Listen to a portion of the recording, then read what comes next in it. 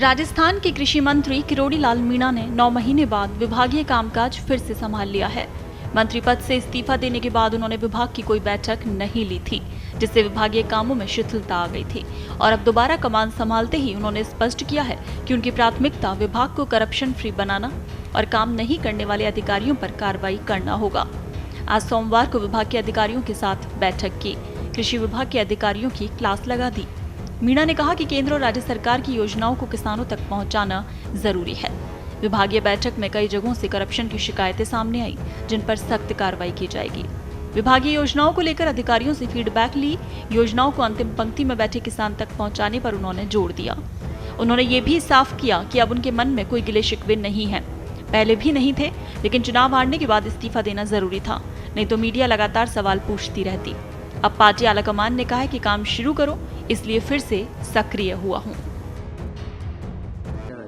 अभी तो और 3-4 घंटे चलेगी, इसलिए निष्कर्ष को अभी बता नहीं सकते, बाद में बता सकते। किंतु केंद्र और राज्य की एग्रीकल्चर और हॉर्टिकल्चर में जो योजनाएं हैं किसान के हित की, उनकी एक समीक्षा है।